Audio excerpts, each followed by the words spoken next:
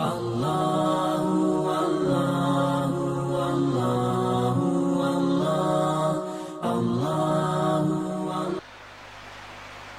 subuh hari ini saya akan mengangkat tema tentang adabul islami fil libas. Artinya etika berpakaian dalam pandangan ajaran agama Islam. Hadirin yang kami muliakan, memperhatikan keadaan sekarang ini, terlalu banyak pakaian, terlalu banyak modelnya pakaian, sehingga banyak orang yang melanggar. Dan inilah yang perlu kita bahas pada subuh hari ini. Di dalam Al-Quran, Allah Subhanahu wa ta'ala berfirman, "Ya bani Adam khudhu zinatakum 'inda kulli masjidin wa kulu washrabu wa la tusrifu innahu la yuhibbul musrifin." Surah Al-A'raf ayat 31. Di dalam ayat ini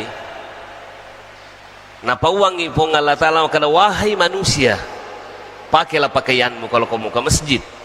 Artinya nasuruh ki ma bajaju pong Allah Ta'ala, nasuruh ki ma lipa pong Allah Ta'ala, nasuruh ki berpakaian. Tapi satu hal yang perlu kita ingat, innallaha la yuhibbul musrifin. Dia na po dite bupa kota liwa-liwa Apa fungsinya bupa pakaian? Fungsinya pakaian itu salah satu diantaranya dalam surah Al-A'raf ayat 26. Allah Subhanahu wa ta'ala berfirman, "Ya bani Adam qad anzalna 'alaikum libasan yuwari sawatikum wa risha wa libasut taqwa dzalika khair." Wahai anak cucu Adam, wahai manusia, qad anzalna 'alaikum libasa, kami telah menurunkan kepada kalian pakaian. Apa fungsinya pakaian?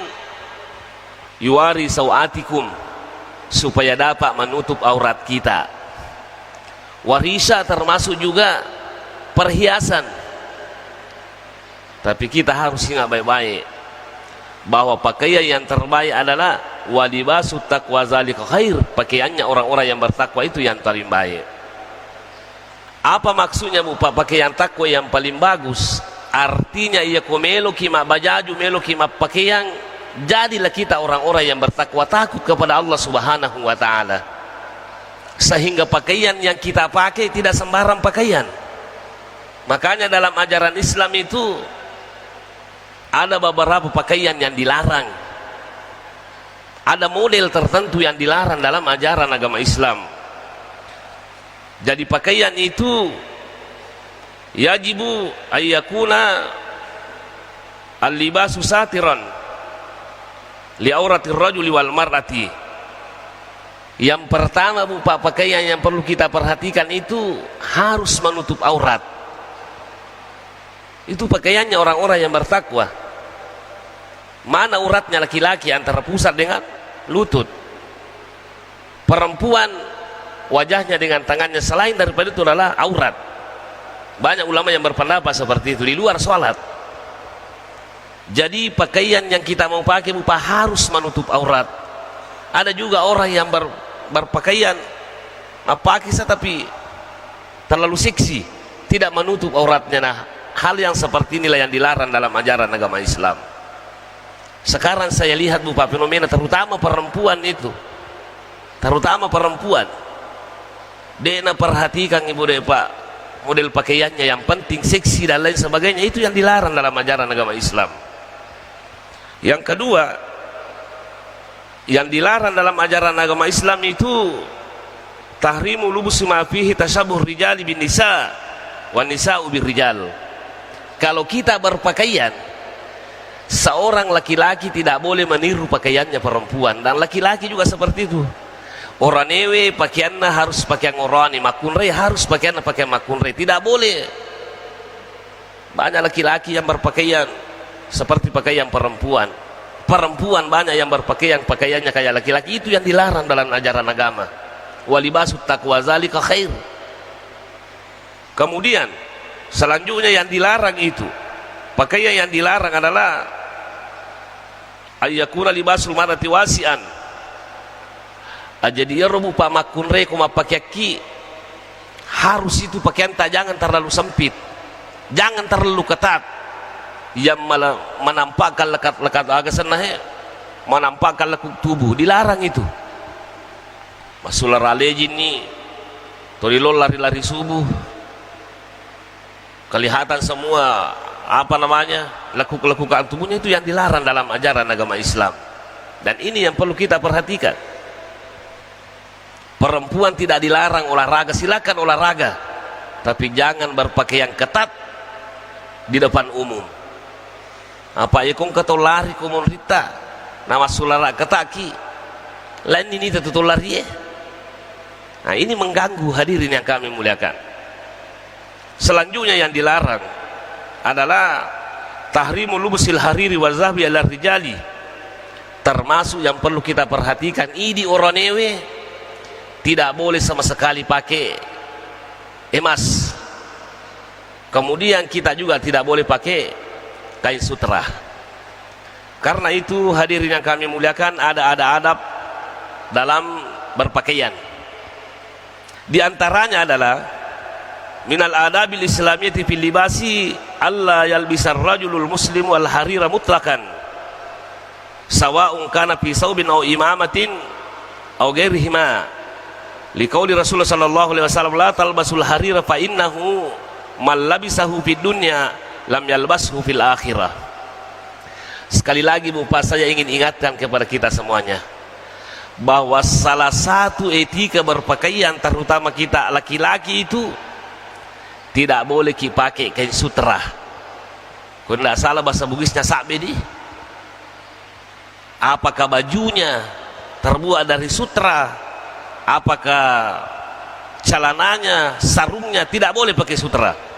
Rasulullah sallallahu alaihi wasallam mengatakan la talbasul harira, janganlah kalian memakai sutra.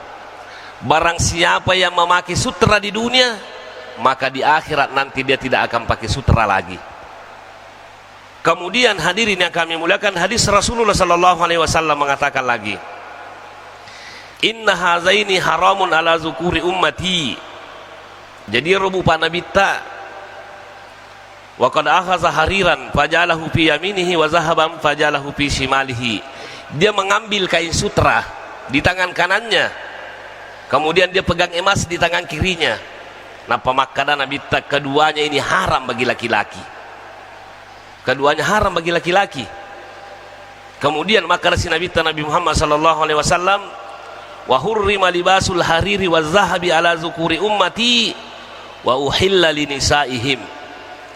Diharamkan bagi umatku sutra dan emas bagi laki-laki, dan dihalalkan bagi perempuan.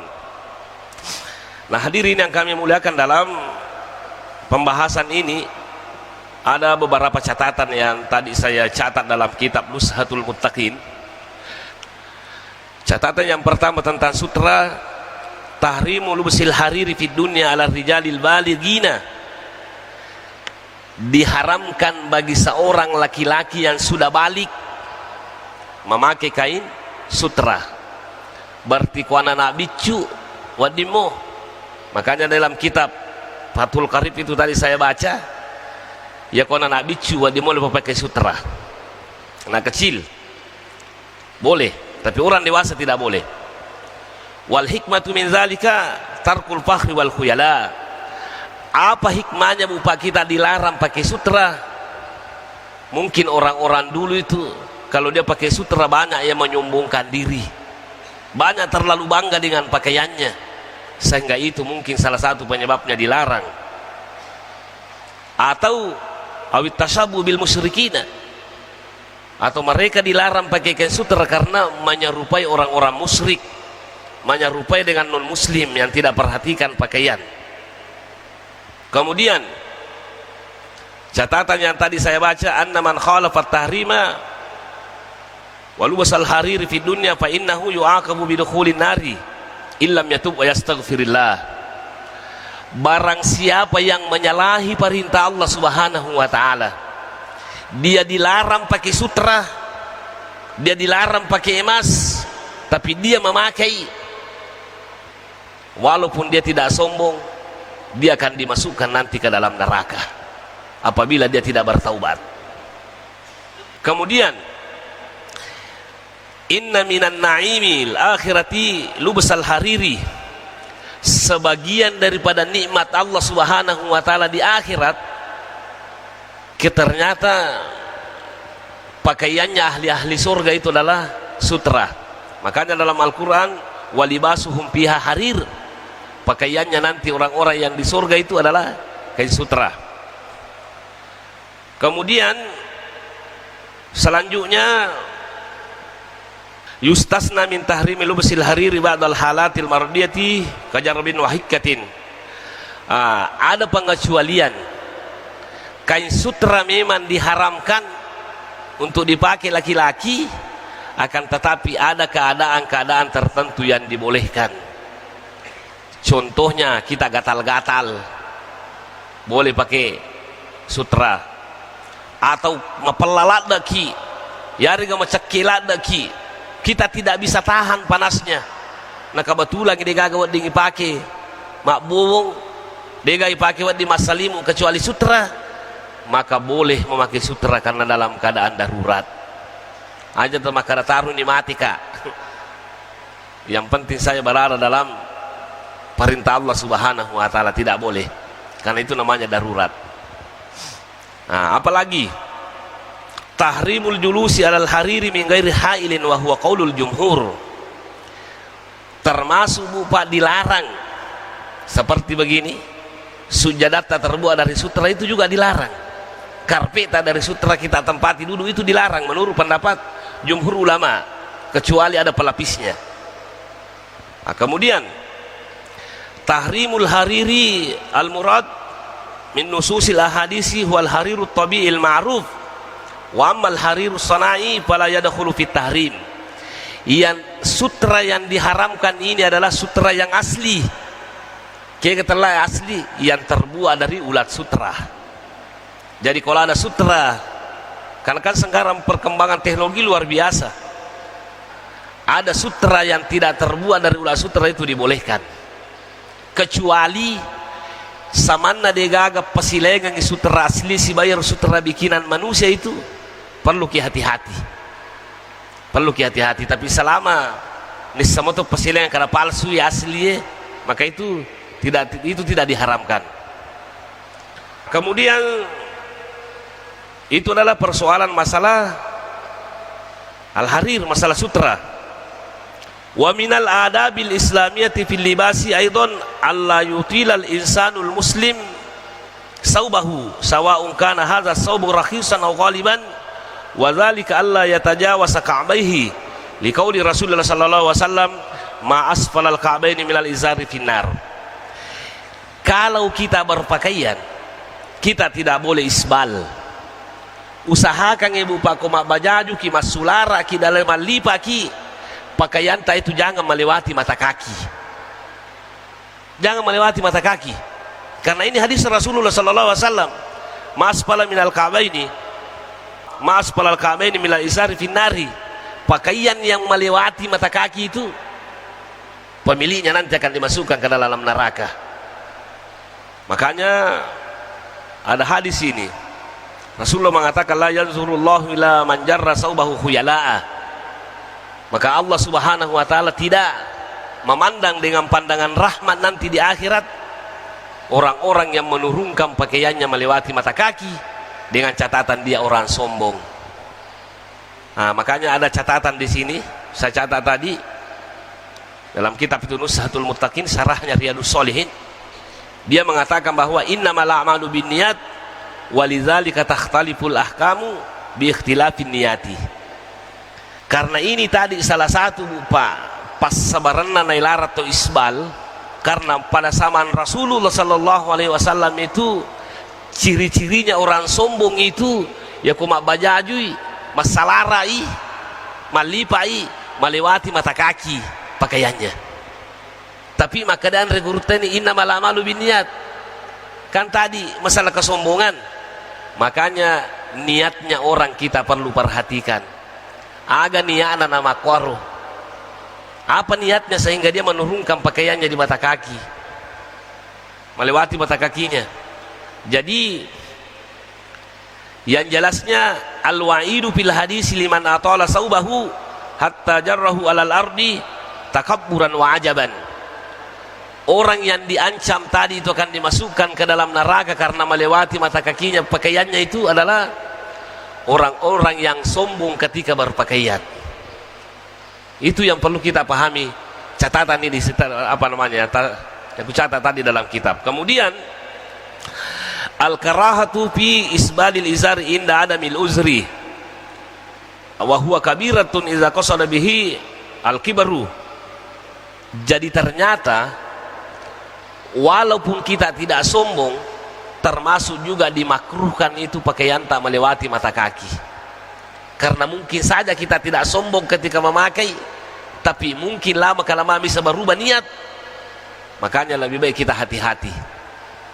Ya kumakanja niat sama pakaian kita tidak sombong, itu makruh hukumnya. Tapi kalau sudah ada unsur kesombongan, maka itulah hukumnya yang dimakan haram dan diancam akan dimasukkan ke dalam neraka, kata Rasulullah sallallahu alaihi wasallam.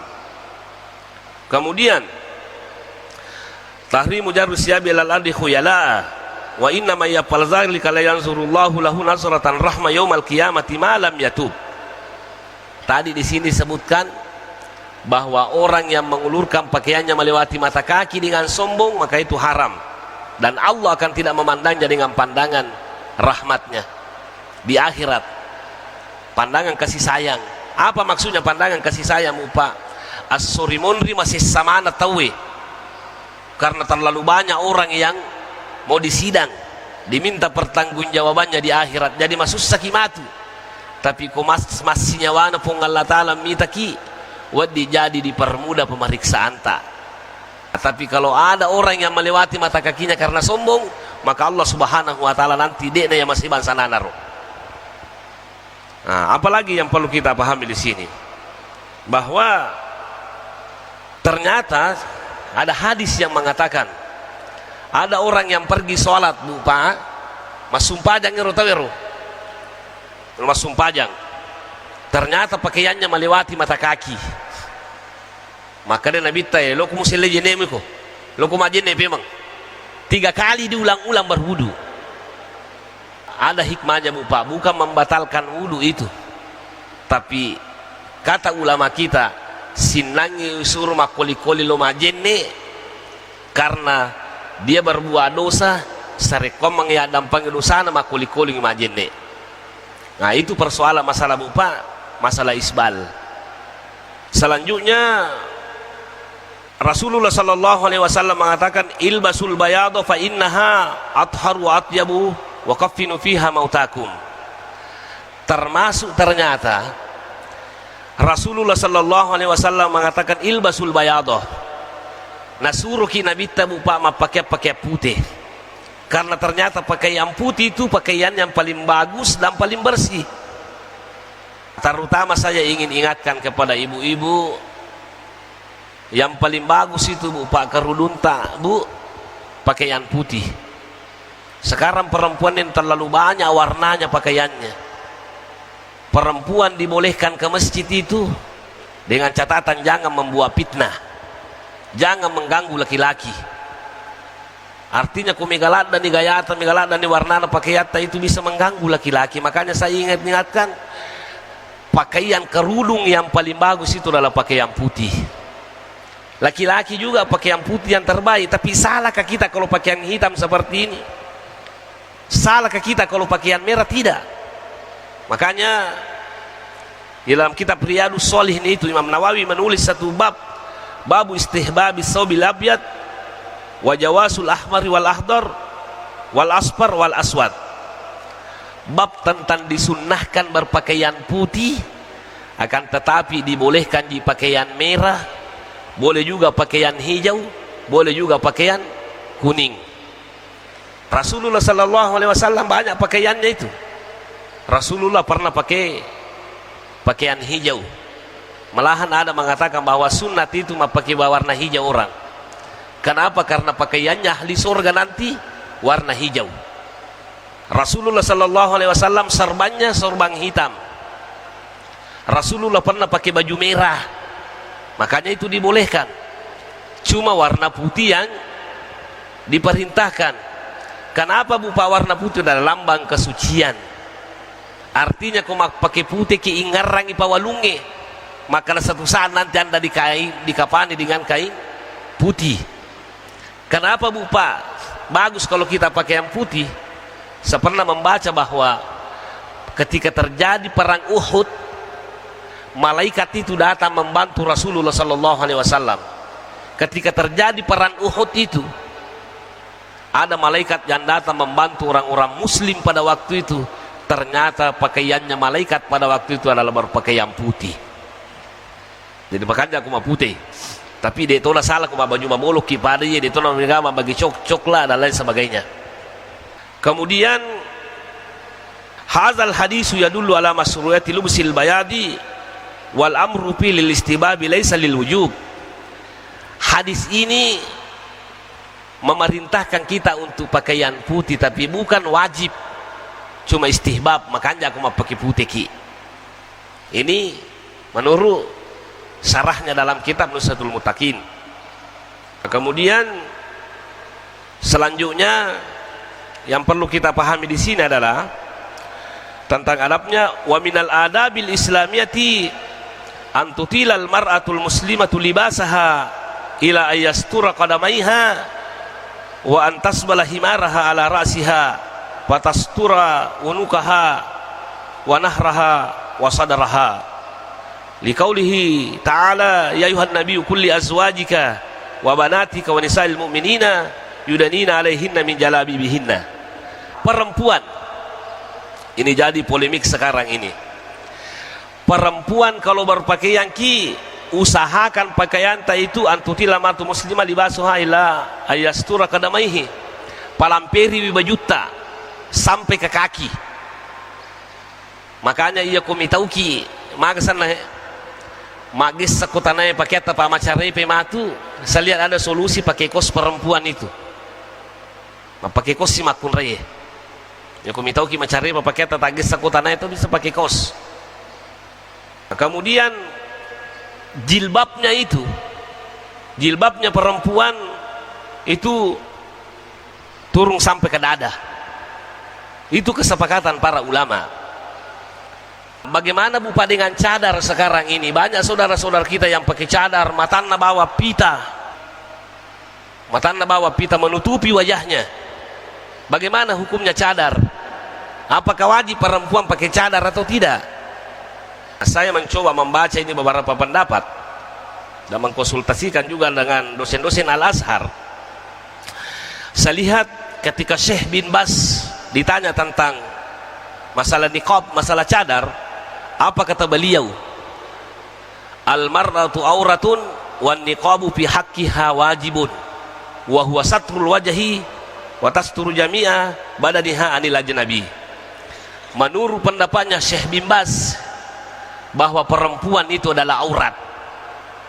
Perempuan adalah aurat, sehingga seluruh tubuhnya harus ditutup, wajib ditutup. Menurut pendapatnya Syekh bin Bas. Makanya di Arab Saudi itu perempuan pakai cadar, karena menurut pendapatnya Syekh bin Bas. Wal kasbu ma'siyatun la yajuzu laha an takshifa li ghairi harimiha illa fil ihrami wa taksifu an-niqab. Jadi makanya regurta membuka wajah itu bermaksiat. Ya menurut pendapatnya Syekh bin Bas itu wajib hukumnya perempuan pakai cadar. Barang siapa yang membuka wajahnya maka dia termasuk orang-orang yang berdosa. Terlalu panjang dalilnya hadirin yang kami muliakan, sementara waktu terbatas di. Akan tetapi ternyata saya baca buku fatwanya Syekh Ali Jum'ah, ternyata dia tidak mewajibkan cadar. Kenapa? Apa kata beliau? Lam yakum dalilun sarihun minal Qur'ani wala sunnah biwujubi ikhfa'il wajhi wal kaffaini. dalam buku Fatwa Asriyahnya Syekh Ali Juma, dia mengatakan bahwa tidak ada dalil dalam Al-Quran maupun Sunnah yang mengatakan wajib menutup wajah dan wajib menutup kedua tangan. Nah, karena itu jumhur mufassirin mengatakan bahwa an-niqabu laisa wajib wa inna ma'al wajibu al-khimar. Bercadar itu tidak wajib hukumnya. Yang wajib hukumnya adalah pakai jilbab, pakai apa namanya, seperti wajah tidak tertutup. Yang diwajibkan itu menutup kepala, menutup leher, menutup dada. Tapi menutup wajah itu menurut pendapat jumhur mufassirin itu hukumnya tidak wajib. Artinya apa? Ia pale kumelo ima cadar makun raya, ya silakan. Apalagi ku cantik, silakan pakai cadar. Tapi ku ciai pale tidak usah, tidak boleh dipaksa. Karena kenapa? Karena tidak ada dalil dalam Al-Quran baik Sunnah mengatakan hukumnya wajib menutup wajah dengan menutup kedua tangan. Ini pendapatnya Syekh Ali Juma dalam buku fatwanya, bisa kita lihat. Nah, karena itu hadirin yang kami muliakan, karena kita juga dibatasi oleh waktu, mungkin pada pertemuan yang akan datang kita bahas.